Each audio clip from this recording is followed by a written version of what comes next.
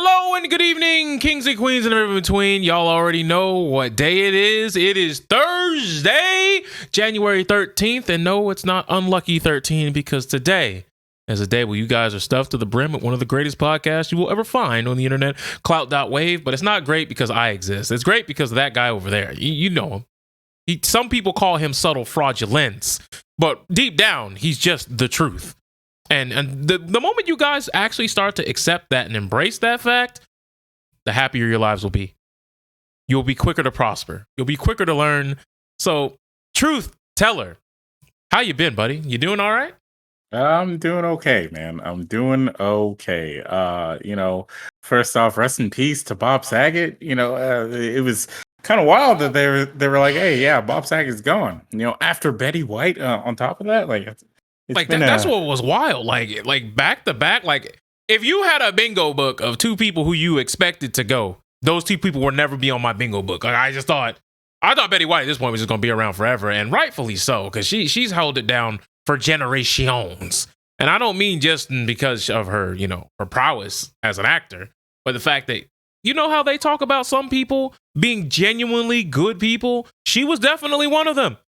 She was holding it down for people who don't even look like her for decades, to the point where she was willing to let shows get canceled if she found out the network wasn't going to do right by her people. And that is a level of loyalty and respect that you don't get too often. So I just think it should be appreciated. And Bob Saget just seemed like a good, genuine dude. He was cool with her. I can't say anybody who was like, "Hey, yo, I don't like that Bob Saget dude." Unless, you didn't like Full House, but that's a different can of worms altogether. You didn't like The Family Man. You didn't like it. There could be a few Full House fans who were like, "I don't like how raunchy he is in his comedies. He talked about fucking a girl." I mean, that too is wild. The fact that some people don't understand, or they can't separate people by role. You do understand that some people can play a kid-friendly role in a film that's rated G, or a TV show that's rated, PG, or whatever the case may be, and then also be like a drug dealer kingpin in a rated R snuff film, Yeah, I mean, look at Kevin Hart and look at Ice Cube and Ice-T. Hey, there are a few people out there who are capable of doing these things. So, it's got to be wild to see Kenan Thompson or Kel Mitchell in any sort of property where they swear. That's got to throw some of y'all for a loop. Because, if you see Kenan Thompson say "motherfucker" and you grew up with all that, first time you hear that, it might be like, "Oh, I didn't know he had the range for that." But at the same time, you got to remember, John St. John played Big the Cat and Duke Nukem. So come on, folks. People have range, and they've had it for years. This is nothing new. But that aside, we have plenty of things to talk about on the show today, and not all of them have to do with the word death. But we do feel as though people might be dying out there in the realm of Twitch. Yes, somehow Twitch finds its way back into the drama sphere because, as you all know, Pokimane just tried to stream episodes of Avatar: The Last Airbender and received a 2-day ban.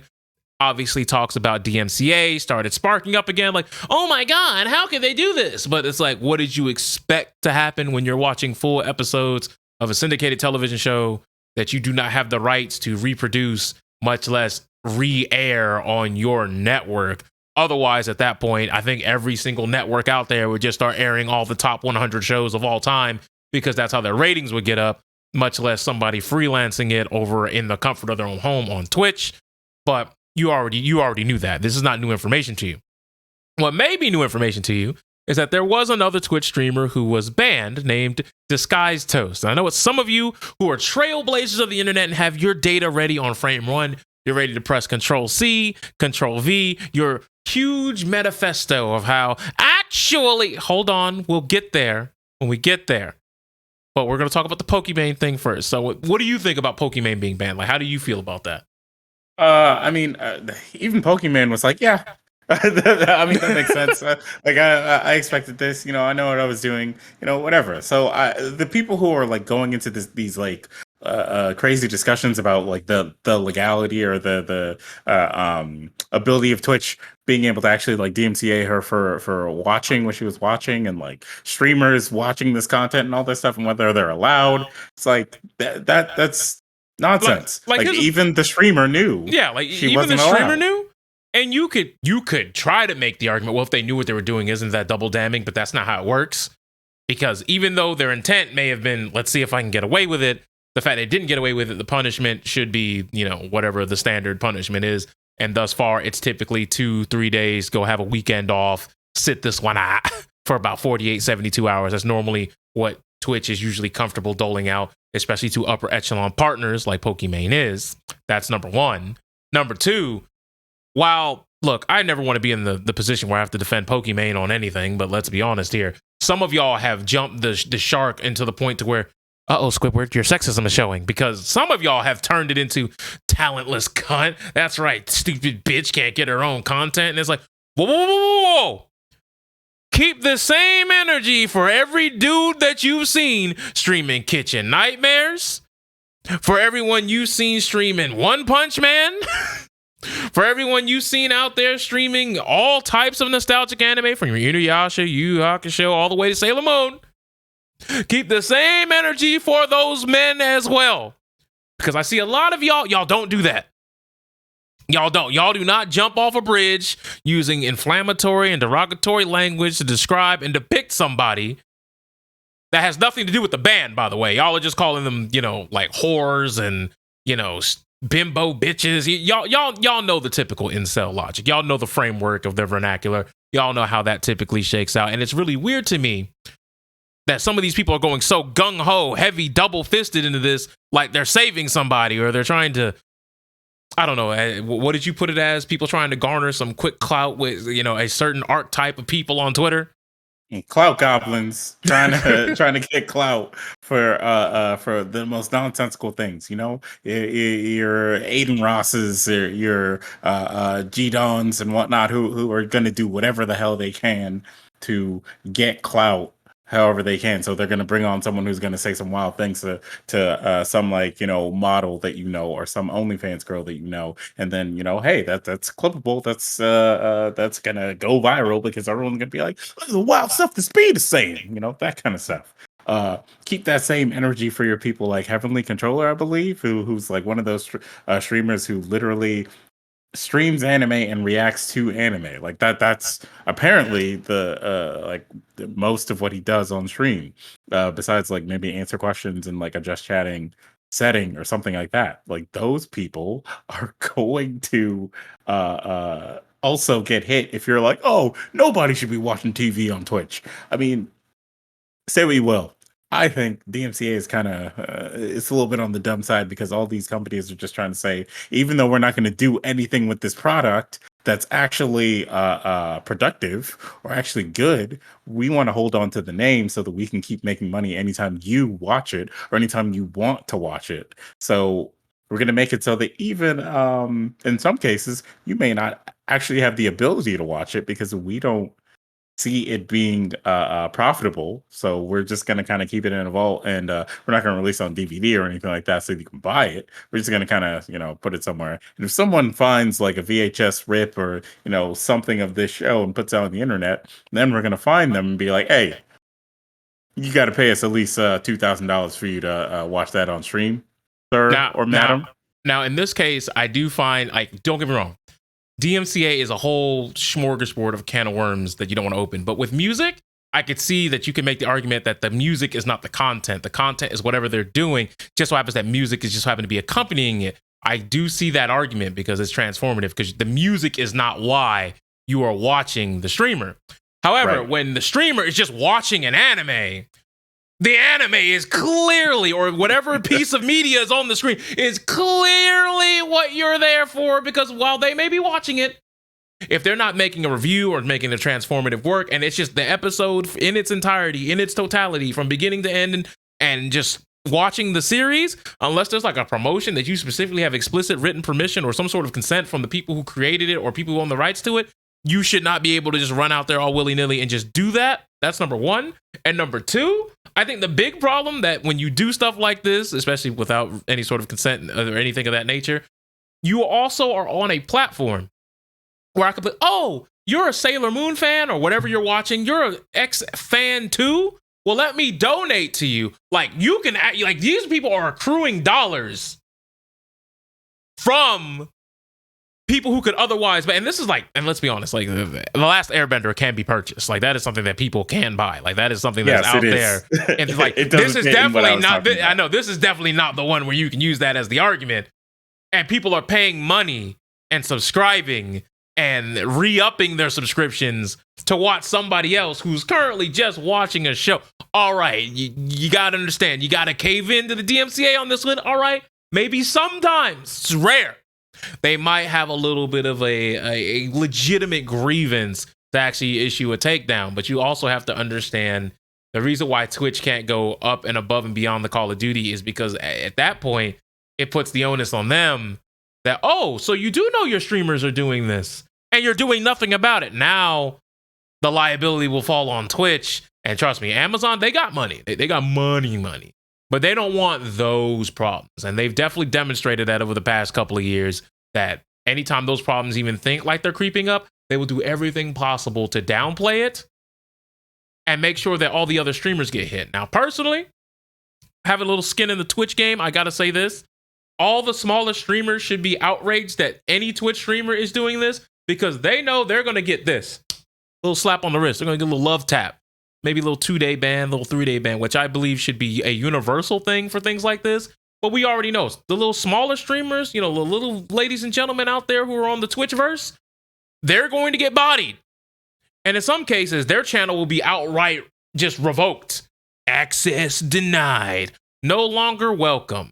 And the powers that be might just go ahead and rub you on out of there. Just go ahead and cancel your entire subscription to the entire platform. And then, obviously, we know that Twitch and Amazon are not going to do anything near the amount of backbending that you're going to see Google do on YouTube, where, hey, don't shoot them now. You can have the AdSense, because, you know, the AdSense meta of YouTube is over. Like, most YouTubers at this point don't care about AdSense. They would rather just get straight to the source and just be like, this video is brought to you by Raid Shadow Legends. Have you tried NordVPN? Have you tried AFK Arena? Remember, they can't now because YouTube can just take something that is not part of their partner program and just put ads on it anyways. So now the actual creators don't have control over things like that. So they have to go to these sponsors if they really want to. Yeah, no, that's what I'm saying. They know. You know, YouTube is also being like, hey, what is that? You said Afghanistan? No, your video is not profitable anymore. And it's like, but it's a history lesson, YouTube. Hey, man, don't ever say the phrase, hey, man, I like that one song, Bombs Over Baghdad. Canceled, bro. You got smoked. Rinse your hand. Think nothing of it. Think nothing more. There's nothing for you to see here. And it's really upsetting. But at the same time, it's probably exactly what we expect at this point from the YouTube camp. But Twitch has found a way to handle all this situation like infinitely worse. And I don't think anybody's really shocked by that. It's just the cards that people on Twitch have been dealt. But I do see why, you know, obviously if a big time Twitch streamer is doing this, knowing it's going to put more anti-DMCA and I should say more DMCA authoritative people to keep a bigger eye on Twitch, it kind of messes up a lot of things for probably some of the smaller and mid-sized Twitch streamers and content creators on the platform. And I get that. But you got to understand there's something else that also happened right after this, because another streamer, and this is what I was talking about before, who said they got banned, you know, disguised toast. Well, it turns out he faked the whole banning. Apparently, he's not banned for the 30 days that he allegedly initially reported, even though he didn't even say that. What he actually said was, hey, I'm banned. I'll see you guys in a month. Yep. But at no point did he ever say that the ban itself lasted a month. But as you saw, there were plenty of tweets, websites, news articles. There are people who had quote unquote insider knowledge that he was banned for 30 days, which led to this entire debacle of, oh, you see those titty streamers are doing nothing more than using their breasts and their chesticles in order to circumvent the DMCA laws. They get 2-day bans, while us men, we're being held down for 30 days, a whole month. What? Why Now, would you do that to us? before you get past that point, let me also include the other layer that is wild about this. Not just the weird incels who are like, the titty streamers are taking all the views away from us. The actual gamers who are trying to get this whole thing like escalated even more, so that just chatting streamers, or streamers who are just streaming like TV shows, or making their own like game shows or any sort of like reaction content, is taking their views away, because apparently people would rather watch the reaction content than watch the video games. It's like, no, they just don't want to watch you. But because you have a Twitch streamer named Xset who actually tweeted at Gordon Ramsay asking if he could stream Gordon Ramsay's new show. I think it's like Next Level Chef on Twitch, knowing damn well that dude is not going to do all that stuff, just so that he can get a bigger buzz, and maybe get like Gordon Ramsay to be like, hey, let's stop all these people from watching my shows like MasterChef and Kitchen Nightmares on YouTube. Like stop all that right now. And of course he disguises it as, oh, I just want to, I'm doing it because I love you, Gordon Ramsay, I love you so much. And Gordon Ramsay gave him some reply of like, well, how do you know that I'm not going to do it myself? And so you have a wave of like people who stream games like maybe like COD or League of Legends or whatever, who think that their views are getting they're losing views to people who are just doing reactions to like Jubilee videos and shit like that. Even though this is a big platform, people are going to watch whatever they want to watch. If they want to watch Call of Duty, they're going to watch you play Warzone and camp for however long or whatever. No, but could you imagine though? Could you imagine if other networks were out there going, no, they're putting another CW show out there. No, we're losing the WWE Raw on the USA Network. No, like, no, you have to either A, make better content, right? B, do a better job of promoting your content, right? Or C, and I know no one wants to hear this one, or C, shut the fuck up. Wow, that's tough, buddy. Sometimes shutting the fuck up is the best thing for you. And look, I'm not saying you can't have a varying subset of disagreeing and difference of opinion. I'm not saying that. I'm just saying, you saying, oh, the titties is the reason why you're losing viewership. You got to ask yourself, are you not as entertaining as two voluptuous melons sitting on the screen that the person sitting on the other side of the internet connection that is watching aforementioned stream of the voluptuous titty meat? Are you trying to tell me that you are less entertaining than the titty meat that they can't even touch? Like, this is not even tangible. They don't even have VR stream titty meat. This is just pixels on a screen that might move. And you can't beat that in any way, subset or form, because that's tough. And I'm not saying that, I trust me, I understand there's plenty of you out there who make banger content every single day. But you got to understand, your banger content, you're competing with everybody else who has ever made banger content and will ever make banger content in the future. And sometimes, as unfortunate as it may be, sometimes you have to make content that you don't even like in order to jump over people who are beating you in the content game. Now, if you don't want to do that and you're just making content for you, then it shouldn't matter how many viewers you have. Exactly. It shouldn't matter how many subscribers, donos, and things of that nature. If you want to run this as a business, see, that's the thing. Many of y'all want to be successful as a business, but y'all don't want to play by business rules. Sometimes business rules is sometimes you have to adapt your content to grow. Because, I mean, let's face it. I mean, at that point, we would still be making YouTube poops on the daily. Oh, God. The YouTube meta would never move. The measuring stick would be the same every single time. Look, guys, it's about that time. All right, it's about that time that instead of complaining about the titty streamers that you hate so much, you become the reactionary to their streams. That's right. You pull up Twitch, you go to their channel, and then you just say, "Is this really what people want? Is this what they like?" Actually, I could see right there. Actually, maybe let me get out my John Madden pen right here. You see right here in the hot tub, and then bam. Wow, content. People are gonna be like, "Why? Look at this guy do the play-by-play of Amaranth's stream." It's Look, like, oh. I'm very upset because I was actually that's actually a thing that we were going to do on my other podcast. Fiction is not real. That was going to be a bit. It was going to it wasn't going to be John Madden, but it was going to be us doing color commentary on a hot tub stream. Wow, look at this guy. Has another podcast. Terrible, terrible, man. And trying to throw all his ideas at the other podcast. Wow, wow. Has he just decided to abandon the Clout.WAV podcast now? Is that what it is? First of all, this one is a weekly show. The other one is a when we feel like it show, which means I made time to put this one on a schedule, which means you know where my loyalties lie, sir.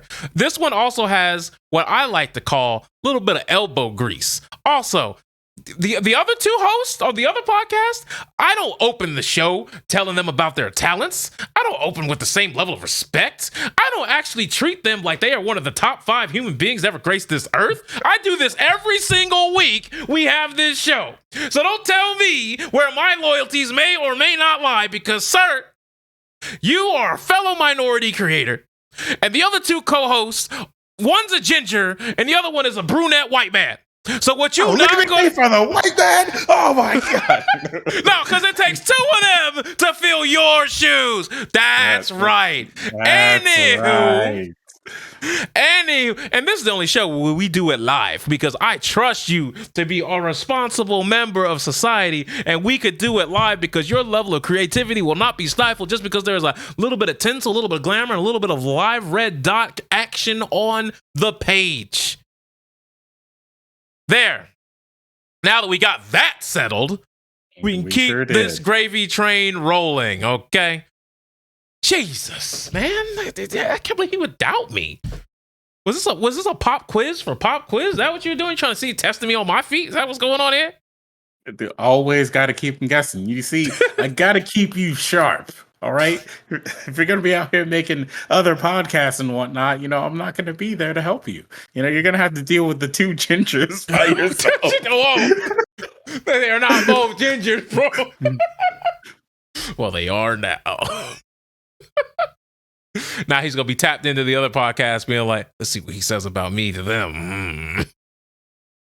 That's going to be that's going to be a whole nother can of worms. But the whole disguised toast thing, to get back on track, where he quote unquote allowed everyone to believe that he was banned for 30 days, has led to a bunch of people then jumping on Pokimane's back saying, yeah, you're this, you're that. How could you get off so easy? Blah, blah, blah, blah, blah. And it's gotten to a point to where a lot of people have started to think that Twitch has gotten, I hate this phrase. This is one of the dumbest phrases of all time, but reverse sexism. Like, some people are starting to throw that term around again because we already have reverse racism. So why not reverse sexism? So they're having that conversation, which is the wrong conversation to even have in the first place, especially when you find out that he basically said the reason why he did this and let it get out of control was because he was, and this is his quote, he was bored. Yeah. It was just some shit to do.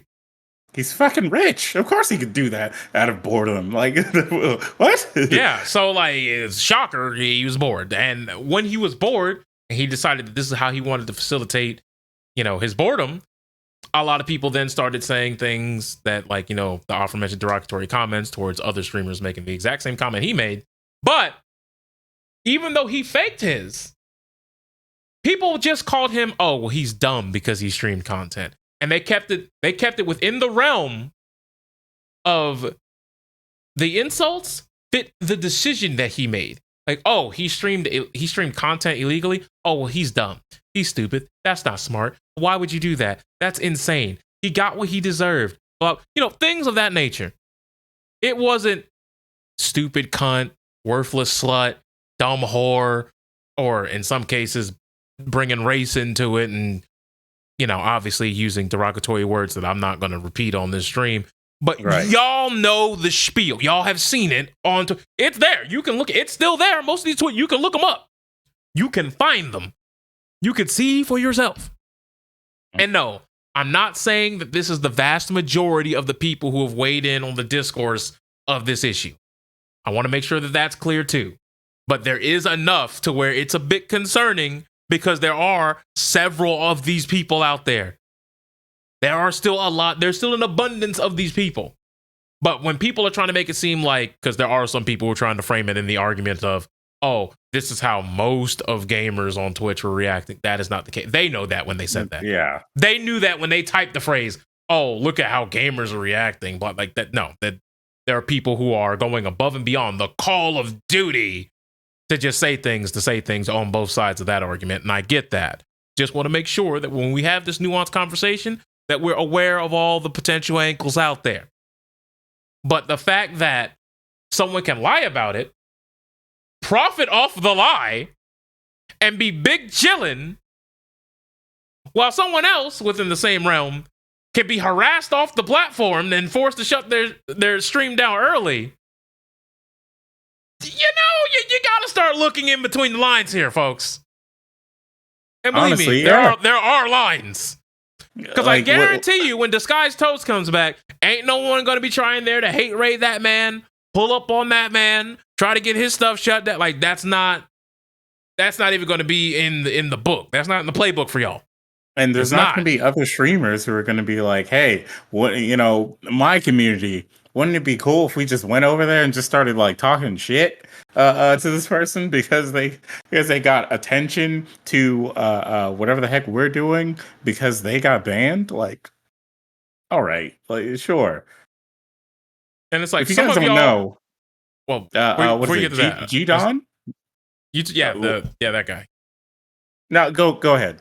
Yeah, if you have something else you want to say. I just wanted to say just a little short thing. Just a lot of y'all who are those mid and lower size channels who are doing that, and you're upset that she is now getting a bigger eye put on it. The reason why that you're able to get away with it is because you're smaller. Yeah. If you ever reach that end goal where you want to be that big and then continue to try to do your shtick, you're gone too.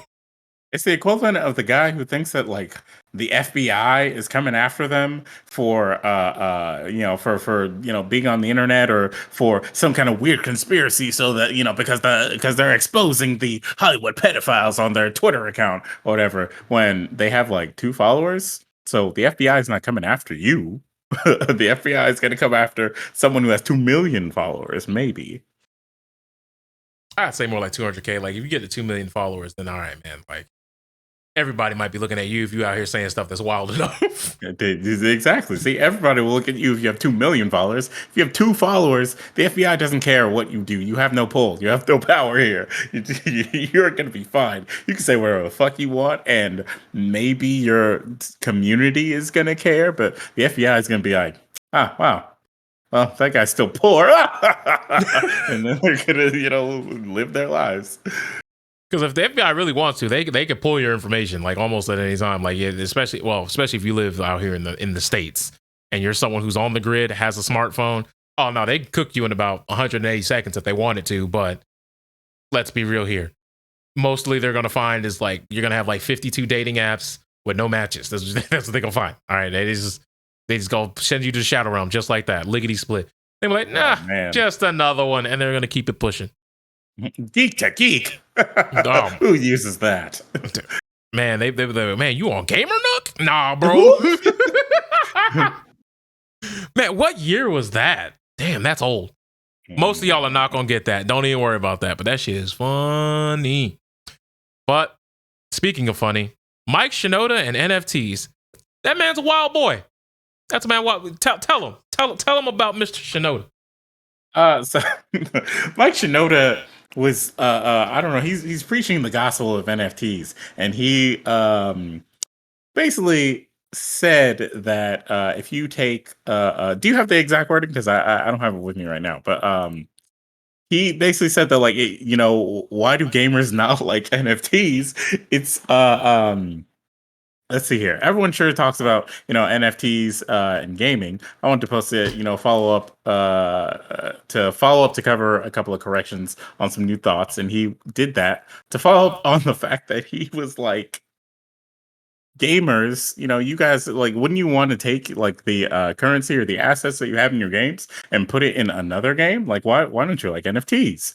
It's like somewhat. I think James Shen responded to that by saying like, "Oh man, yeah, awesome! I'd be able to take Ryu's Hodoken and give it to Potemkin and Guilty Gear, and yeah." He just decided to tell everybody that hey, gamers should like NFTs because you guys have in-game currency in your games and you have all these assets in your games that prove that you really love this stuff, but you got to pay attention a little bit more. Gamers don't like that shit. Not gamers who aren't whales don't like that shit. Because we're already on a pattern of behavior that shows that we're not okay with that. Because let's face it, I don't know if y'all remember the DRM wars, but people were fighting tooth and nail to get DRM out of the games. Mm-hmm. They hated it. They dislike it. It's still there to this day. But people fought tooth and nail saying it was bullshit. It was garbage, especially since the online infrastructure was not as universally global as it is today. Exactly. Like back in 2009, there were people who still lived in metropolitan areas and the suburbs who did not have good internet speed. So always being online was a bit of a problem. Don't get me wrong, there's still some areas like that exist now, but it's infinitely less than what it was back then. Because back in like 2007 to like 2000, like, I'd even argue 2013, 2014, still pretty bad. I was one of those people. I live in this, I'm in the same spot. And I got gigabit now. I got that gig. I got that fiber. That good stuff, right? Not the flex. But there was a time in this exact house where the best any internet service provider could provide me was 2 megs upload speed and download speed capped at 18 megs on a good day. That was peak. So if I wanted to upload a video in HD, and this is just 720p, I would have to upload the video overnight. I couldn't even upload the video as part of my day-to-day workflow. I would have to upload it overnight or go to a friend's house who had good internet and upload the video there. Was definitely a big rivet, a big wrench thrown right into how I did business there, but I made it work. And now we're fighting tooth and nail to get rid of gambling practices that are in video games, like loot boxes, because they're taking advantage of. You guys like slot machines, right? Yeah, so this is a conversation to basically combat the NFT crypto bro who's going to say this to you in like maybe a year, maybe 2 years from now, who is not as tapped into the gaming side of things as Mike Shinoda is, because he does have a Twitch account. He does do some events for Twitch adjacent shows and whatnot. Like, he has interacted with gamers. He does play games every once in a while. Like he knows a little bit about what's going on, but like, there are gaming companies right now, devs, who are literally trying to take advantage of the fact that if you reward players with a certain thing, that they're going to get addicted to that in their games. If you have a certain kind of progression in your game, people are going to get addicted to that, and so they're going to get so addicted that they might spend actual money on these things. And loot boxes are the prime example of that. When you get dupes in a loot box, first off, Genshin Impact. When you get dupes in Genshin Impact, the game wants you to have that so that you can upgrade the things that it's a duplicate of. That's insane. So, yep, they literally lock upgrades behind duplicates. And yes, this is not limited to just the 3 and the 4-star items. It includes the 5-star uber rarity items as well. And you want to know something else that's wild? There's another game called Freestyle 2. It's a Korean basketball game. It was a game that used to be near and dear to my heart ever since the first one. And let me tell you something. In that second one, that game is almost unrecognizable due to the simple fact that right now there's an event that is basically a gachapon event in which you can win one of 6 characters with really terribly historically low drop rates, mind you, and a bunch of other gunk that you don't want, right? But with the characters, you get to choose 4, up to 4, to be in your lottery pool, which means Out of the 8 there, you can only roll for 4 at a time. And you only get a chance at the 1 out of the 4 that you want. So basically, you're paying to roll for a chance at a chance at a chance. Yep. And it's $20 to roll 10 times.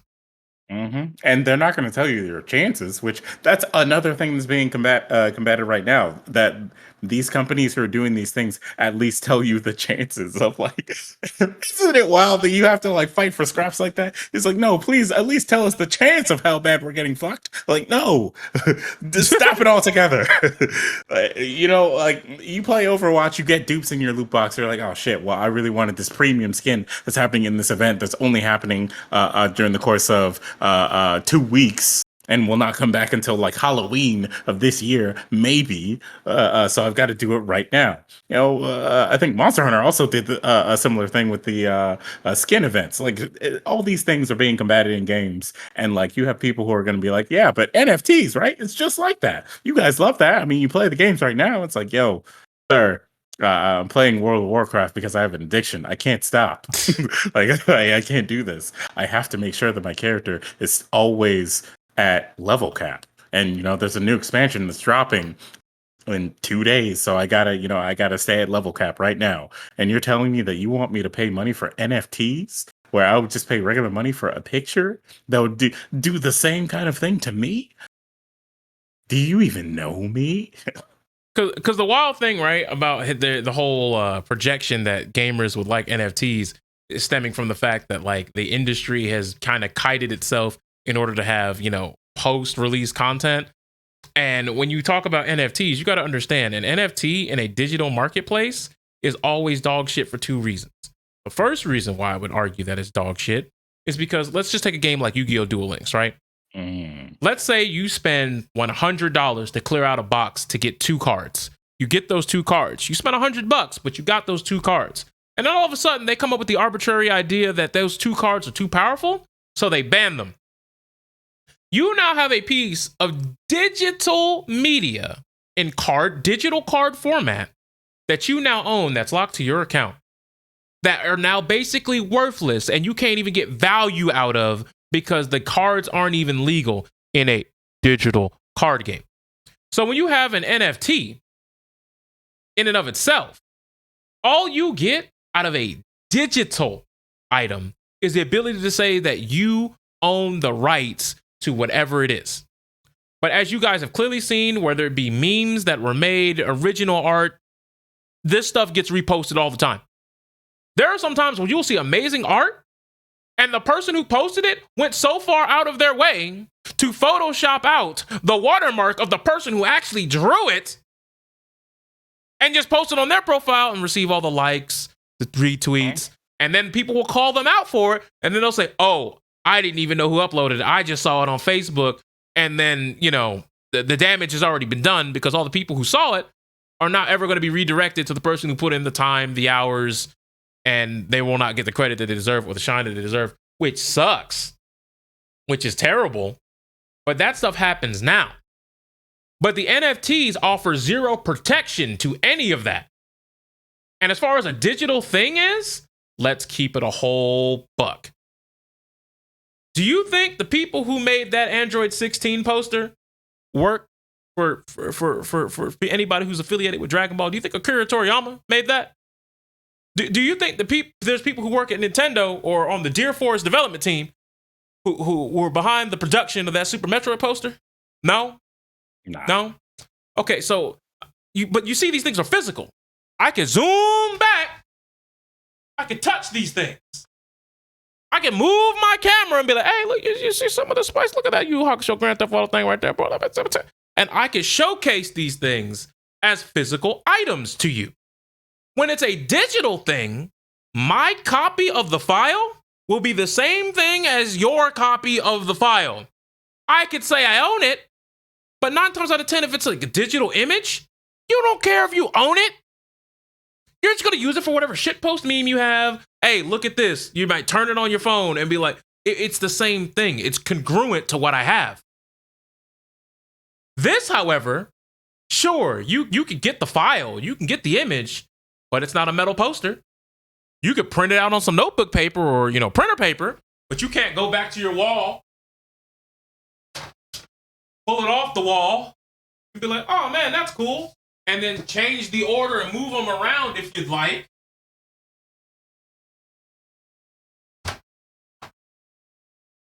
You don't get that option. Exactly. That's not something you have. A physical item, sure. It's nice to have the receipt because you could see it. It's yours. You own it. You have, I don't know, a physical object, something that you can prove that you own. Something on the blockchain, sure, I can go look at it and see who the original owner is. But at the exact same time, I have to know what the blockchain even is, and even to go out of my way to even navigate, to even confirm if I even care whether or not who owns it. Exactly. And how do you sell these things? You target casual audiences. And so, of course, they're going to, first start with the gaming audience as like a casual audience that they can target, because casual gamers are not going to look into all these things, but they're going to know concepts that are similar that would make it seem as though all of this is good for them, and they would just buy into it. And once you get past gamers, then you can go towards maybe like sports lovers, or someone who's into some other kind of hobby like hiking, or something that involves people spending a lot of money to enjoy this hobby. And that's it. NFTs are now ingratiated in society, and people are just going to look at NFTs as if it's nothing. And then the people who are literally telling you how it works and why it's not worth your money are going to look crazy, because they're going to be the person who's like, okay, here's the empirical data that shows that this is actually like not worth it. Here's how the blockchain works. Here's how you check all these things. Here's why the digital image is not actually your image, and that if whatever blockchain is used, or whatever's used to actually host all of this, just ceases to exist, you don't have it anymore. All of those things will just look insane to people who already bought into NFTs because their friend, or their favorite celebrity told them like, hey man, it's just like playing your favorite video game, or it's just like going out and taking a hike, or it's just like watching your favorite sports team live, watching your favorite concert, buying a CD. I think it's weird because I saw a good analogy about this where they're basically talking about, it reminds them of buying stars. Like, like you can buy stars in the cosmos. You have no idea what they are, but the stars out there, and you could buy them.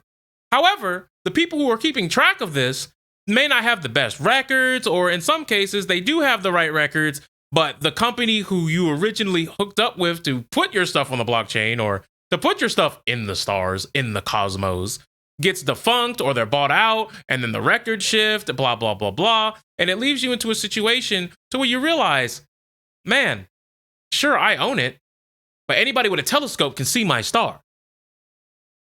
Me owning it, what does it matter? It's so far away. No one can reach it. No one can touch it. All they can do is get the exact same experience that I'm getting of looking at it through a 3D model viewer, or Photoshop, or Windows Movie Maker, or Adobe Premiere, Sony Vegas, or whatever apparatus that they're using to look at your digital content. Mm-hmm.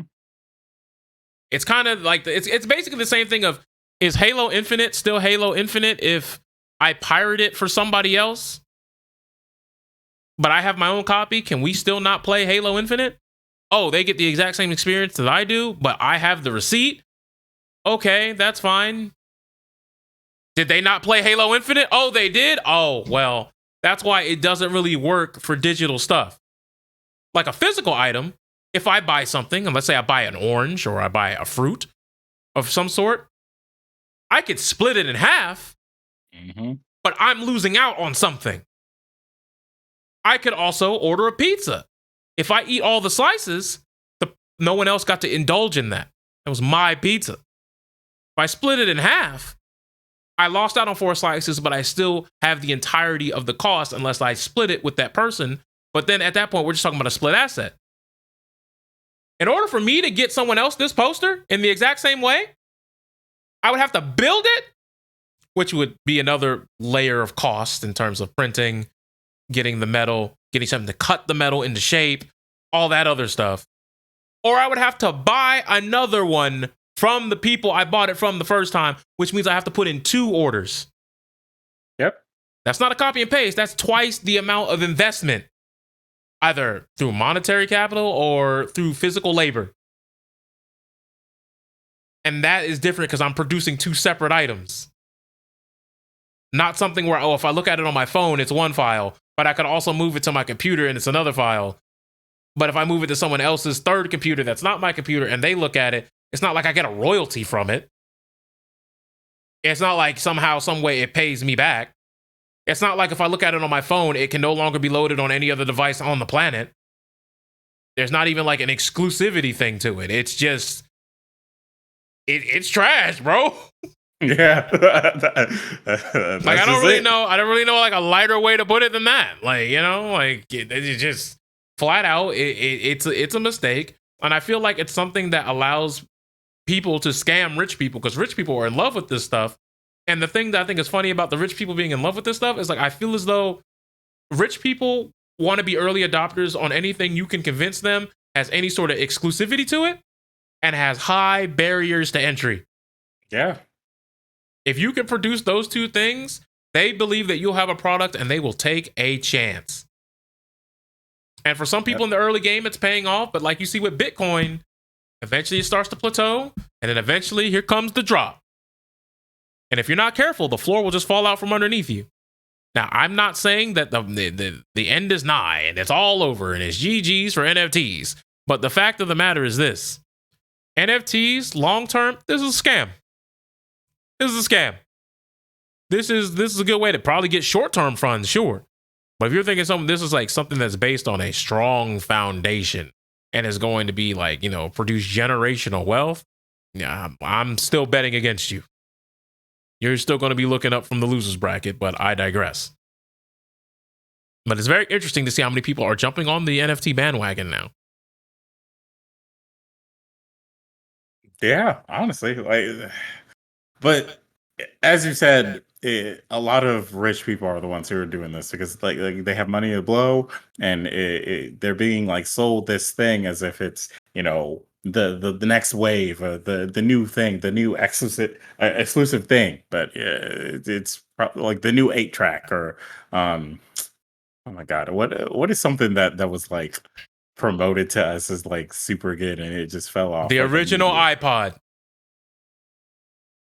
Okay, that's fair. Like the OG generation of MP3 players, like just a device just for music. Ah, there we go. MP3 player, like the regular MP3 players. After the iPod came out, because iPod. Well, actually, iPod barely exists now, but because your phone is an iPod. But whatever. But regular MP3 players are like, hey, it's just as good as an iPod. You can use it right now. And where are they? Nowhere to be seen because streaming kind of killed it. It's like when people used to go out and buy CDs. Yeah. Like, do you know how hard it is to go to a store and even buy a device that puts CDs in? Yeah. Like, I can't think of any place modern anyway that sells Walkmans, like CD players. Mm-hmm. Bro, it's even hard to find like certain places to sell headphones that aren't USB or micro USB. Or lightning cable. Or Bluetooth. That's all because of fucking Apple started the wave of like, hey, let's just take the headphone jack away. They could use Bluetooth headphones instead. It's like, give me that shit back. What are you talking about? Like, headphone jack for headphones, man. Now I got to choose whether to charge my phone or actually use headphones with my phone. If I want it to be wired, like, come on, man. I don't trust the Bluetooth waves. Don't you know that they get in your brain and then they change you, and then all of a sudden. Well, no, because some people will say stuff like, "Well, that's why you get the charging dock, like the little wireless charging, and then you put your headphones in." And I'm just like, "That's more money." And it's like, so I'm gonna be on my phone charging my phone, but like, right, I'm gonna still be anchored to wherever the charging pad is, so it really doesn't change much. But it do be what it unfortunately do be. And that's just life. And I'm not putting the charger pad like on my couch or in my lap. That's just fucking weird, bro. Yep. Facts.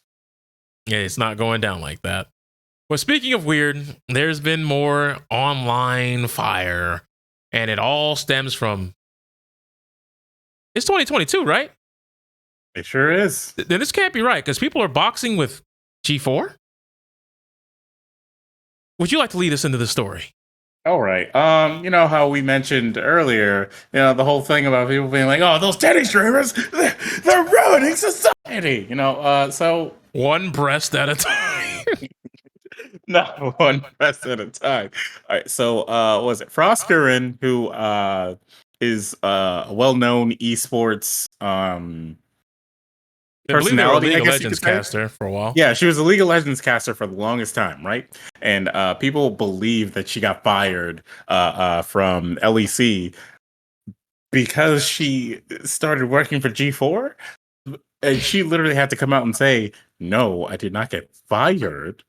I actually, you know, just got a better offer from G4, and now I'm working for G4." So she has gone viral because she was, you know, doing her usual like stream, and like during the stream, she took the moment to go into a speech talking about the fact that, you know, there are a lot of people, especially on Twitch, who criticize her mainly for being a woman who is not considered to be conventionally attractive to the stereotypical like male Twitch viewer. Look, I'm not gonna Who lie. is That phrase makes me tight. When people say conventionally, I was like, what are you saying, bro? What are you saying, brother? Yeah, well, one, I'm saying I think that she's attractive. You know, I don't think that she's ugly or anything like that. I think she's attractive, but like, you know, most people would might not say that, or most straight dudes might not say that. I guess is what she was like mainly aiming at, because well, one, she's gotten a lot of shit over the years of her esports career, anyways, for being a gay woman, which is that's weird to me. For you to get offended, it's like this woman, she's never gonna touch my penis. It's like she was not gonna do that anyways. You know, you were never gonna be in a room with this woman and like woo her with your magic fedora or some shit like that. You know, not the Kung Lao fedora, bro. It's not gonna happen, you know. So it's strange that these people get so pissed off that like that she's a part of G4 and she's a woman, and like she mainly was focusing on the whole like thing of like she's a part of X-Play, and people who remember X-Play remember Morgan Webb fondly, because Morgan Webb was always like pitched as the cool gamer girl. And you know, it's 2021 now, and we've gotten past all those weird tropes, and like, you know, we've all grown as people, and that's, you know, that's more common than you think. There are more women who are into video games than you think, and like just because a woman is into a video game doesn't mean she has to be your like sexual fantasy or anything like that. That goes for women and men and non-binary people. But she was pissed off about that, and she was like, you know, just laying it into all the people who give her like shit, and like basically come at her a lot more for whatever they don't like about the new G4, because she's a woman and she's a part of X-Play.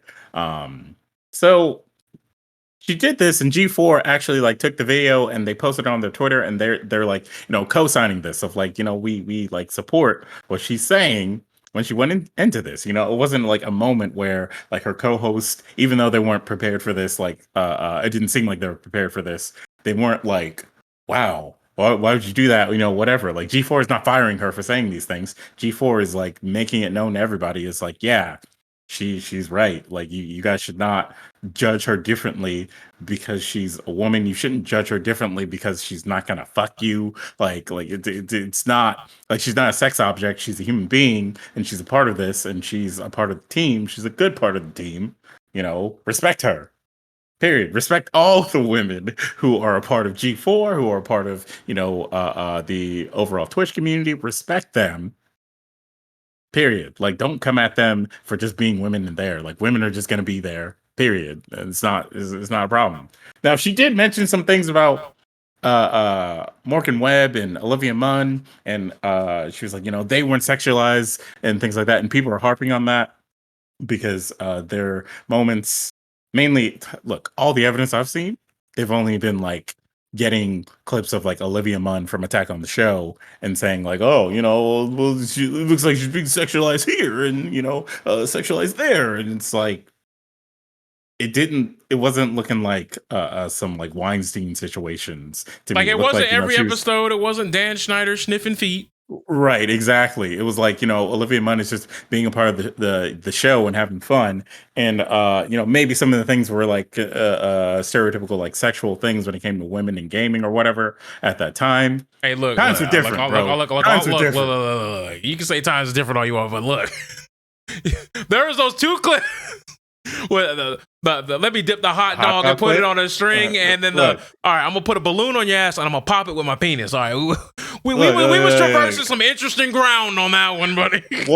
The balloon thing is just is actually a regular party game. Like it's a more common than you think party game. I know. So, I've seen the clips on Twitter. It's not like they invented it. Okay, I know. Like that's not a exclusively to like sexualize her, because people play that as a party game in general. Like sometimes it's woman on man, sometimes it's man on woman, sometimes it's man on man, sometimes it's woman on woman. And sometimes it's a relay race.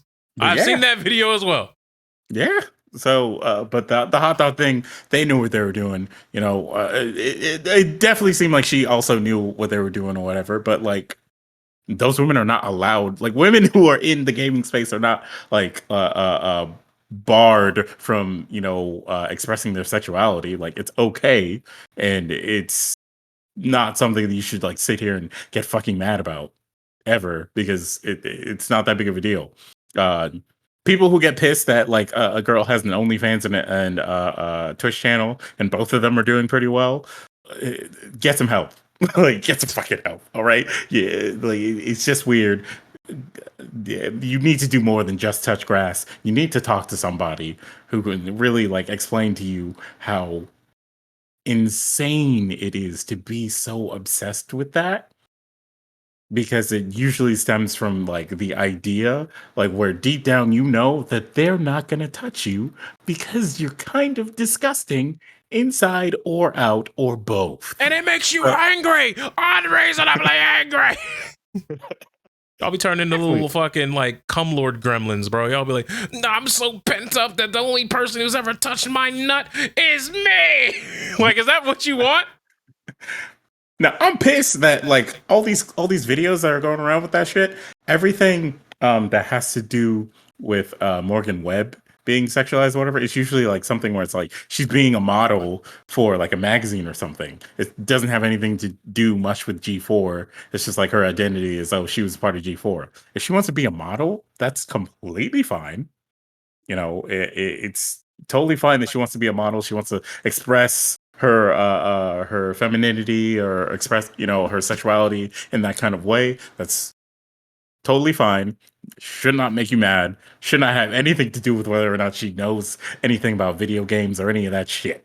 So yeah, Froskin is like going into a rant mainly targeted on that, and she was like, you people are like it's disgusting that you're behaving this way when some of you are adults.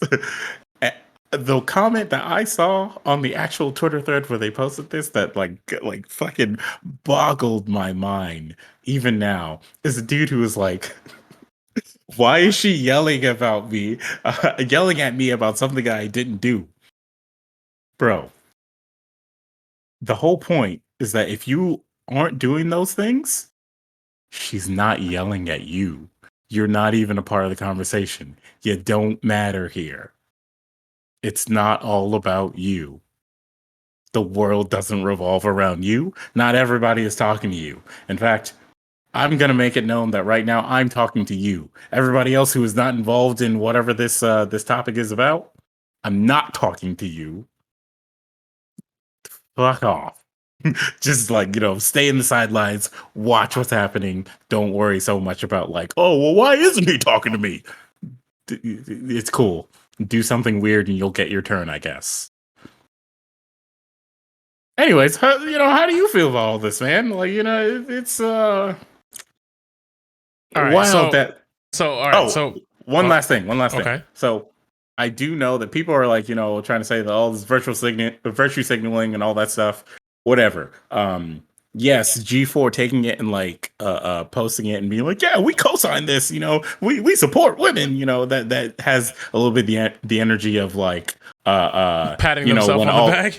Yeah, when all those like all those big companies had the marketing campaigns during like Pride Week to be like, oh, we've got a rainbow in our flag in our logo today. It's like, and then as soon as it's the first of the next month, take that shit down. Yeah, okay, whatever. But like, I like genuinely believe that Frost, feels that way, and that she dealt with a lot of like harassment, and that was just her way of like, I've like kind of like hit that, plateau. I'd like I don't want to deal with this shit anymore without saying something at least, because it's ridiculous that people are being like this. So, I get when people want to say it sounds virtual signaling, but that's not that's not that important right now. Like the general core of her message is what should matter overall. Be nice to women, respect women. Don't treat men or women like, oh, well, that's a woman, and so she clearly doesn't know anything about games. It's just like, no, like that's not ever going to be like a thing. We all have different experiences. So for me, this all stemmed from the fact that most of the discourse and most of the arguments and most of the vitriol that I've seen in this very thread, don't get me wrong, there are those crackhead social degenerate losers, those knuckle dragging Neanderthals, those pieces of shit human beings that have valued and amounted to nothing in life today, tomorrow, or probably even a decade withheld from here. But those people, we need to hold accountable. We need to let them know, like, no, this shit don't fly here. And you're the problem. 100% co-sign that, and I get that. However, in this same area where I've seen most of the discourse come from is people who are upset about the misinformation that she had given on a few episodes of X-Play. Whether it be the whole thing about certain games being exclusive when it was clearly obvious that they weren't exclusive, or saying that this publisher or this, console is not going to have these games, that blah, blah, blah. And, having a lot of missteps within their own episode. Now, in this very rant, Frost tells everyone that this is a show where it takes a village. It's not just my opinion or Black Hokage's opinion or Adam Sessler's opinion. There's a whole team of writers. There's a bunch of people who work at the company. And she names some names. They got at least 6 writers on staff where they even admit that there's too many games for any one or small group of people to play. So in some cases, they may overstep their boundaries and talk about games that they themselves have never played, but they are the talking head just basically reading from a script. However, the way they present the show is they present the show as if these are their own opinions, each and of their own, blah, blah, blah, blah, blah, blah, blah, so on and so forth. So a lot of people were upset at her because her part of this script, allegedly, is based 100% around crocs of shit, lies, and people have been coming at her for that. Now, in this very thread, when you go look for yourself, some people have brought up it's about the misinformation and stuff that you spread, and people are saying, did you guys not listen? It comes from a bunch of writers, and it's like, don't get me wrong, I get that, but you have to understand when people come for you because you said the things, you shouldn't be, no one should be shocked by that. But I also think it should be excused just by you have writers. But I don't think you should be tearing her down for it. That's something that is structurally wrong with the show. Because what you're getting here, in some cases, are people who have not played the game talking positively or negatively about an experience that isn't theirs. And ultimately, when it comes, at least for me, when it comes to a review, if someone has not watched a movie and is going to review the movie because they're reading someone else's opinion who saw the movie, what the fuck am I watching you for? And when you disclose that to the world, I would no longer care about this show. But I'm not the target audience because I wasn't watching this shit in the first place. Okay. So like, so like they have no reason to change anything for me. That is a derailment from the point of her message. And that's kind of like part That's of what I'm the saying. problem. You shouldn't be able to use that to tear her down. I said, this is a problem with the show. This is not a problem with the woman. Yeah, but you're bringing it up with the woman's message. Because I'm talking about the thing that is happening in the thread. Again. I told you I agree with the message. No. Stop. Her point had nothing to do with that criticism. Like, she's probably aware of that criticism as well. There's probably a reason she didn't include that criticism in her message. She is talking about the specific criticisms that she's gotten from people who are specifically mad that she's not fuckable or that she's just a woman in general who's in this show. The people who are probably mad about, like, mistakes in the script and stuff like that, I don't hear her ever saying like they didn't have a reason to complain or anything like that. That's a separate issue that is not this. Like, some people can, try to tie those together and be like, oh, maybe, those people are going so hard against her and they're choosing her and blah, blah, blah because they're misogynists or whatever. The misogyny is the part to focus on. Yes, not and those the other shit around. And those people need to be dealt with well before they have to worry about changing the format of their show. Yeah, that's the point of this whole message and them posting it and saying, the misogyny is a problem, guys. It's like, yeah, okay, so the things with the reviews in the script, it's like the things that you mentioned of like, oh, someone said that this game is exclusive to this console, but it's not, stuff like that. Those are mistakes, yes, but they're not like the biggest mistakes ever. It's not like, oh, Pokemon has too much water. Like, it's not too many trumpets kind of in Gen 3. Exactly. 3 out of 10. It's not some bullshit like that. So the people who are like nitpicking at that, sure, fine. Spend your life doing all that. Mistakes are made. This is a live show. Even though there's a script involved, it's still said live. So some people might have read it wrong. So like, there are all kinds of things that could have contributed to those minor mistakes. If you were trying to like have them come out and be like, sorry guys, we said that Halo Infinite was actually on PlayStation 5, and it's actually not on PlayStation 5. It's on PC and Xbox. Sure, if you want them to do that, sign a petition for them to have an episode that's nothing but corrections. Because I guess all the other programs that you've like watched or contributed in, all of your favorite YouTubers, all your other like review related shows have never made mistakes. Also, like whatever. But the misogyny part is the important part to focus on here, and to show up on the thread and be like, well, it's not about the misogyny, it's about the script. It's like, no, this topic is about the misogyny. We are telling you, you don't dictate that it's about something else. It's like, we are saying that we have a problem with the people who are being misogynist. So you should focus on like that and like making sure that those people can stop being pieces of shit.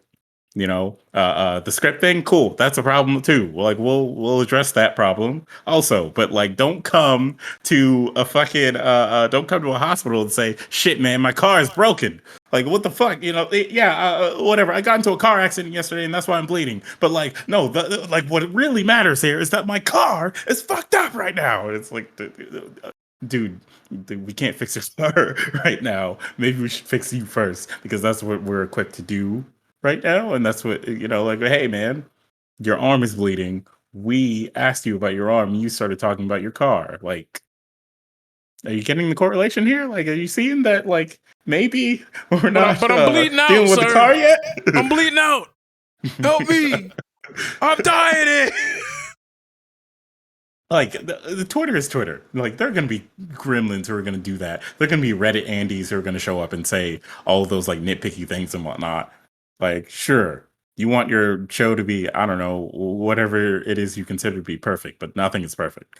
Let's some of you, a lot of you live in America in 2022. Nothing is perfect. Nothing is perfect.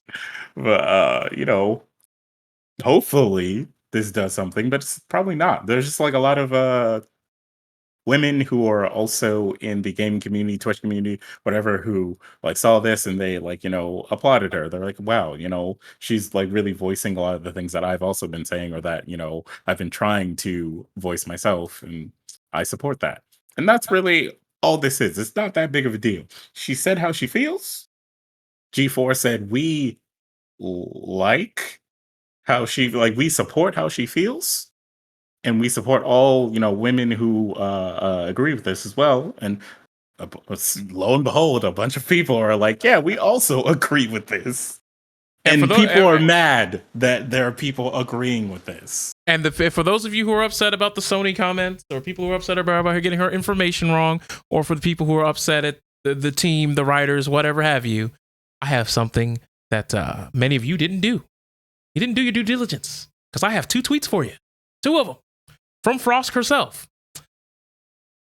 From yesterday, actually. Like right after the events. I get things wrong.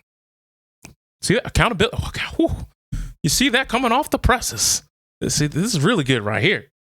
My expertise is in reviewing and playing games, not reporting the news. Apologies for any mistakes. Oh my God. She's what? Accountability on Twitter. Inconceivable. I've never seen that before. This is treading new ground. But wait, there's a follow-up tweet. Very same thread, mind you. And just to be clear, I had no idea that people were super upset over the Sony comments. My rant yesterday, the rant which is in question right now, had, here it comes, sing along if you know the words. Nothing to do with that. Oh my God. Oh my God. Oh yeah. What? Insane. Wow. You see? You just had to look. I have the tweets on the notepad file. I'm looking at them right now. I put these away. Wow. I pulled these away. So when I gave my spiel, y'all would be hooked. Y'all would be like, see, he understands what we're mad about. He gets us. He knows exactly why we're upset at her. And then boom, you got bombed. That's right. You're cooked. Oh no. And this was before the tweet went viral. So you can't say she's trying to save face because she did it well before that happened. That's wild. It's what you see how you just get a little bit of patience, just a smidge of patience. Come on, guys, that was pretty good. Grade A acting. Matter of fact, I'm gonna go ahead and give myself a pat on the back. G4, go ahead and like your brother up. Anywho, I just thought it was funny now that we've come full circle. You can see how dumb all the anger is in the first place. But I digress. Moving forward, we do have to talk about one Debbie Downer. It's a pretty big downer.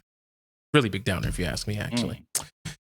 So the Fresh Prince is coming out with a reboot, a reassessment, a retelling of events in a more dramatic sense. And look, I'm not saying that it's going to be another Black Trauma series. This is obviously something that Will Smith himself said he wanted to work on and he wanted to get to the masses, which is fine. I mean, y'all do y'all. I'm not going to sit here and say that I am the Fresh Prince gatekeeper. Like it's not anything I've ever claimed to be. And if anybody in the original cast gives it its blessing, who the fuck am I, some dude on the internet, to tell them, to especially tell Will Smith of all people that he shouldn't do it? Like that, I have no place in that conversation at all. But as I saw the trailer, it ain't doing nothing for your boy. It is doing 0%. Yeah, I'm right there with you. Like I saw the trailer. I get what it's doing. I like some of the ideas behind it. I don't care. Like it'll probably be like, it looks like it's gonna be a good show. Like it looks like they're putting a lot of fucking money in it because the cinematography is really great. But I don't care. Look, I'm watching the new season of Euphoria. That's all the like gritty, dark drama that I need in my life. And that Fresh Prince of Bel-Air show, it'll be okay. I like that Carlton seems different. Like Carlton doesn't seem like he's gonna be like this goofy cornball dude. He's gonna be actually it seems like they're gonna make him like King of Bel Air, you know what I mean? Like he's over there, he's like, oh, I got the squad here, you know. It's like, oh, well, this is cool that, you know, Carlton is just gonna be like a cool black dude who happens to live in Bel Air with all these white people. And then maybe they're gonna have like some commentary on like he's always known what he is. You know, he's always known where he is. He, you know, is always aware of that, but he's like, oh, you know, you got to play the game. I can already see he's gonna say this. You got to play the game. Well, you got to play the game. You know, out there in Uncle Philly, Phil, you wasn't you wasn't the toughest dude, but you had a gun on you. You're not that guy, but you played the game. It's a different game over here. Right. Now, don't get me wrong. We could be hella wrong. Maybe that's not where they go with this. Maybe they just go with Carlton's just a fucking asshole, and he could even be a white man sellout for all we know. That'd be a waste. But like, I just don't. The way they've written Uncle Phil in that trailer, he would never have raised a son like that. Like that wouldn't make sense. Right. Because Uncle Phil's the one that's kind of like looking at Will like, you got to play the game now, son. He's like, that's why I saved you, because you got potential, you know, that kind of thing. And I'm like, whoa, what? I mean, this is cool. Now, like, a lot of the characters look different, which is fine. So, people are going to try to compare it to like the original Fresh Prince, and I don't think anyone should do that because it's going to be way too different. It might as well be a different series. The only reason why I'm fine with like the Bel Air name being on it and stuff is because Will Smith himself was like, I actually wanted the show to go in a route like this as like a side thing, as like a different thing. So, like now he's getting, you know, a chance to, you know, make up for lost time, so to speak. Right. And look, I'll be honest with you. While it may not do anything for me, it doesn't mean it can't do something for you. It's all because of someone's YouTube video, also. So like. Look, if you guys got dreams, you got fan fiction you want to do and stuff like that. I mean, shoot your shot, man. Shoot it to the cosmos. Put it out there in the ether. You never know who's going to look at it. You could end up like the girl who wrote after that whole like the After series that's got movies for some reason. Like you can end up like a lot of people whose fan fiction has taken them to like wild heights. So, I mean, just look at the dude who made Dragon Ball GT. He was on some bullshit, and look at him. What? Akira Toriyama? No, Dragon Ball GT. That was by a different guy. Yeah, Akira Toriyama didn't do GT, buddy. Akira Toriyama was involved. That wasn't his plot, though. Akira Toriyama gave it the blessing. Telling you that. Go ahead and look it up. Yeah. He gave it the blessing. I think it was his name was like Kasai. I forget his first name though. It began with an O. It's something Kasai, and then it was written by like Aya Matsui and some dude with a name I am definitely not gonna try to pronounce. I'm gonna tell you that shit right now. All right, I'm gonna give it a attempt. Hold on, let me look it up. One simply oversee the production. Atsushi Makaiwa. More than simply oversee the production as he did with GT, Toriyama wrote the overall plot outline for the anime and would go on to write the accompanying manga series. For GT? Yes.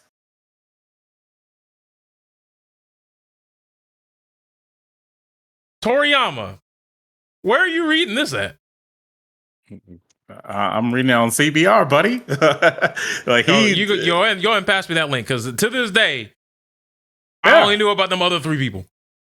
I've always known that like Toriyama had like something, like he had a hand in the writing, and that's why it got greenlit in the first place. But like, I know someone else like did most of the like meat and potatoes in the middle. Like he just outlined it, was like, you know, Goku will go here and this will happen here, but that's about it.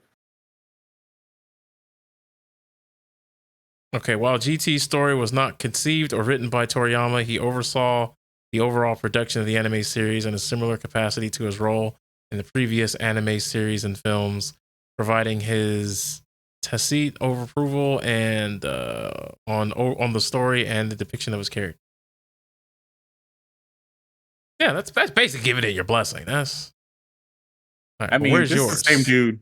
he forgot Oh no, I all think he of Dragon forgets Ball Z. characters. Like he forgot all of Dragon Ball Z when he started writing Super. So It's kind of like the dude who wrote Naruto and Boruto forgot that his daughter is supposed to have the Byakugan. That's still weird to me. it's cool. We don't have to watch Boruto. Remember, his name is going to be Bolt. Was it? Like they were gonna like do an English translation of Boruto is Bolt, okay. and it was just like, okay, sure. They just kiboshed the whole thing and said Boruto all the way. But that's interesting.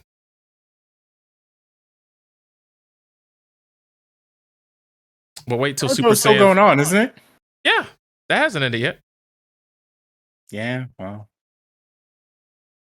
once time travel got involved, I was like, time travel. They got a whole woman that's a whole ass mech now. What? Yeah, there's a woman who basically is like an AI with like mechanical bodies, and like she self-destructed her body, and the AI chip was picked up by a drone, flown back to HQ, and then like they put it back in another body, and then she came back out again. She's like, well, that was annoying. And then, oh yeah, you know, Kaguya is an alien deity from another realm. Yeah. So they're also fighting aliens. And then you have the fact that some dude has a clone of like a test tube baby version of Jiraiya, who's evil now. Like, yeah, there's a whole lot of things that happen in that anime that I'm not talking about. Because what was the name of the other series that the Naruto writer tried to like create and turn into a thing, but it like failed miserably? I did not know he worked on anything else. Yeah. Oh my god. I don't even remember the name of the guy who made Naruto. I'm a terrible anime fan.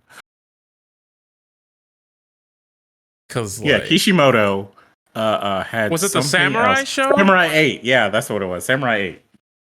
That did not like it did not. I didn't even know that. I didn't even know that was the same dude. I'm not even gonna lie to you. Yep. Same dude. I'm learning. I'm learning a lot about anime out here, boys. That was supposed to be his next Naruto, and it did not bode well. And so then he went to Boruto, and it's like, are we really gonna trust this guy? But hey, Boruto fans like Boruto, and so you guys have fun with that. Me? Nah, I'm good.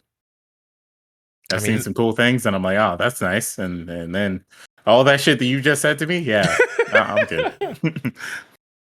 But it could be worse, man. It could be worse. It could be Black Clover. Right, I'm playing Black Clover, fans. I don't care about your anime at all. I'm gonna be honest with you. But if I had to pick between Black Clover and Boruto, sign me up for the Black Clover Club. Sign me up. I'll take that. I will take that in a heartbeat. If given the choice. A retreaded Naruto over whatever the hell the sequel to Naruto has become. It's sad that we live in a world where I can say, maybe Shippuden wasn't that bad. People hated Shippuden? I hated how it ended, I'll tell you that. Oh, well, I mean, shit. That was the biggest shit show ever. It's like, all right. And then the alien that created all ninjutsu comes down and they fight. I'm like, all right, yeah, sure. Why not? Bro, when Setsu hit that man with the "It's me, Austin," nuke it. Everything after that, just nuke it into orbit. Exactly. To be honest, pretty much everything after they sealed up the first half of the Edo Tenseis. Like right around when Kakashi sealed up Zabuza and Haku, after that, everything after that, we could have just rode into the dark. Mm-hmm. Not saying that cool moments didn't arise from some of the stuff that happened, but sometimes the cool moment is not worth the amount of damage you've done to the world building. It's not. No. Anime's tough, man, because I don't know how much of it y'all write when y'all go along, because like I'm scared for my life what Bleach gonna be. I'm gonna tell you that right now. Now, granted, it could just be a faithful adaptation of what we already have with 1,000 Year Blood War. Okay. But they could also 100% do something that's off the grid. Have an anime original ending, and that would scare me. Now, if it's just 1,000 Year Blood War ended, I don't think you can get worse than that. No, but your boy Grimjow just gonna come out the portal at the last minute, talk about some, hey boys, I'm ready to ride. Or you could just straight up not even show how the battle ended. Just be like, man, that was a great time, wasn't it, guys? And it's like, wait, what? Huh? Huh?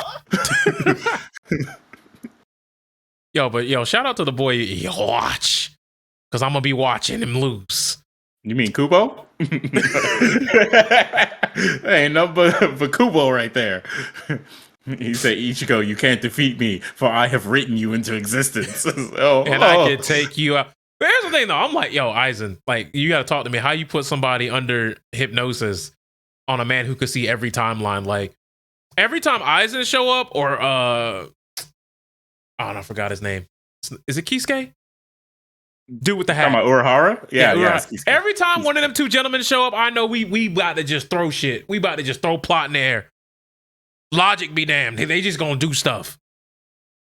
Anytime that Kubo gets himself in a writing bind, those two gentlemen will show up and just do something. Anime. I'm so hyped. Anime all this? Oh, I'm ready.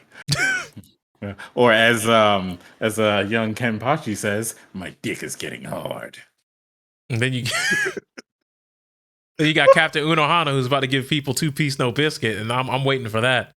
Mm-hmm. There's a lot of shit that's going to be in this arc, so like, take your time.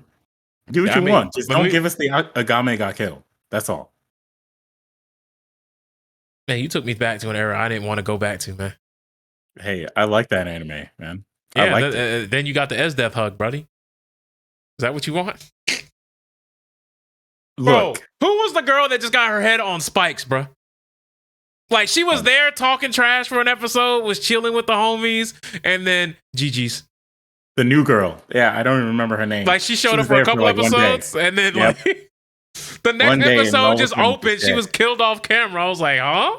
You gotta be fucking kidding me. Look, the whole time they talked about Agame's sword and its abilities. And she's like, yeah, every time I cut someone else, they get poisoned and they die. And I'm like, she's gonna cut herself and she's gonna go Super Saiyan. I'm telling you. And at the very end, when everyone else is gone, S-Death is there, and then she had the sword, and it's like Game has a secret trick. And I was like, what? No. She's like, oh, no. And you know, we got what we got. All right, we got what we got. Then the next you know, you were smoking on that S-Death pack, and it was just like, this is kind of dumb. And then she was like, "No, I'm gonna take him with me," and I'm like, Sasuke, what's going on here? And then she blew up. Hey man, and I started laughing, bro. There are plenty of anime fans today who, for some reason, want their own personal S-Stat. Hey man, y'all do y'all with that, but I'm telling you right now, I don't know what. Well, okay, actually, I do know what hurt me most in terms of the manga. I don't think anything can hurt me more than Air Gear's ending, bro. The Air Gear's second half. Let's just talk about all that, from the VR nonsense, anything dealing with John fucking Omaha, bro. Nah, I'm getting my blood pressure going up just thinking about it. Nah, bro, we ain't even gonna talk about that. That manga make me mad. I'd be wanting to fight somebody's dog over that anime, bro. I'm starting to pick fight with animals. That's not what you want. Man. Attack on Titan is ending soon, and so you and I know what happens in the end of the manga, and the world is not ready. Hey, man, the big homie becomes a tree. Y'all don't know who the big homie is, but that man becomes a tree. That man go to the school of hard wood, bro. Pause. Oh. And then a bird get mad because somebody fucking somebody else. That's crazy, bro. What do you think of like shows and anime that decide like we're gonna have like 3 arcs and then we're gonna be done? Like Demon Slayer. Demon Slayer was super popular when the anime started, and the manga kept going, and then it was like we're done. We're done. It's over. Demon Slayer is over, and people are like, wait, what? Huh?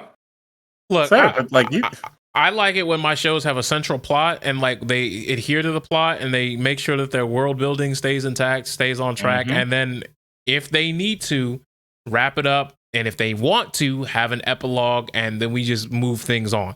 Because what I'm tired of is a bunch of series thinking that they need 12 seasons when the meat of the potatoes of the show were given to you in 2 to 4.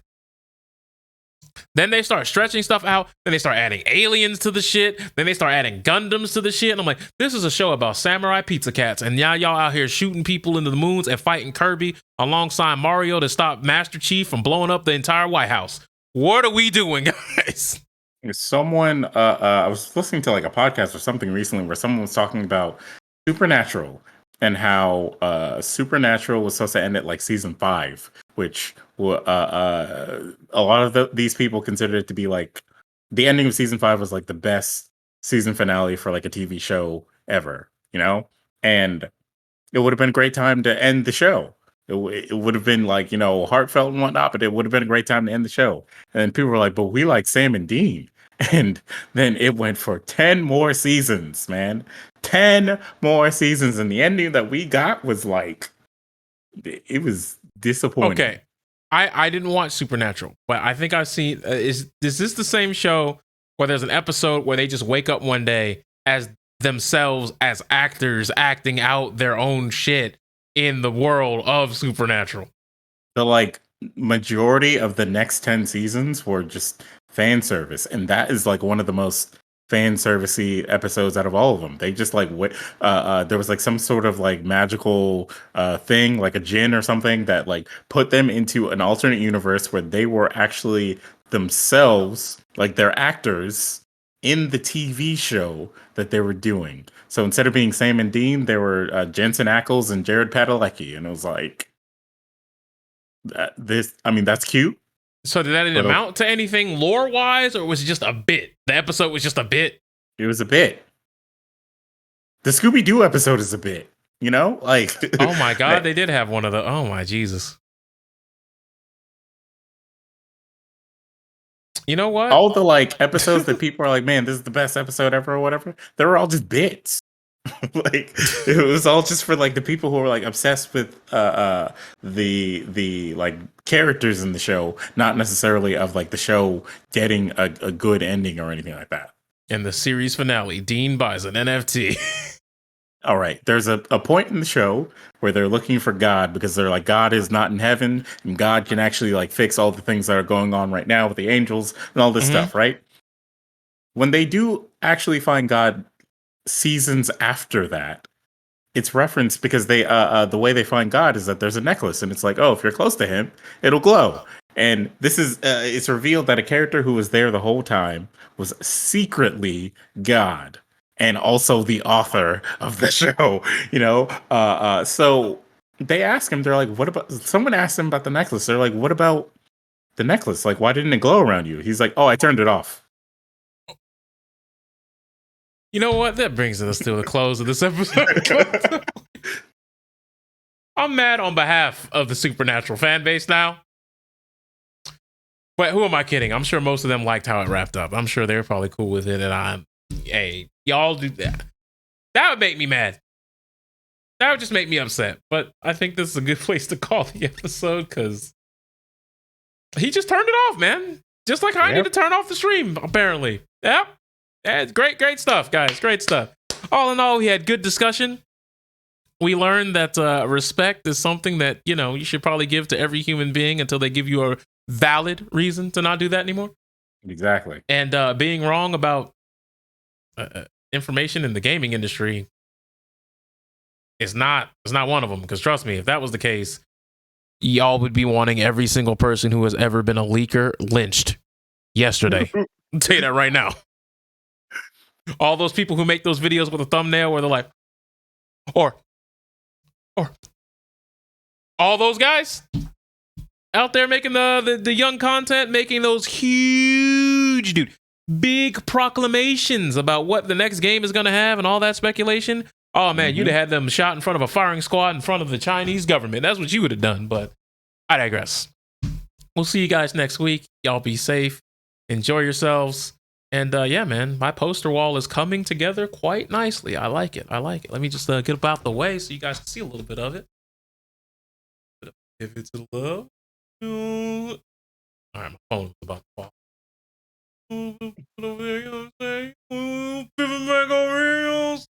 Yeah. But yeah, y'all take care. We'll see you guys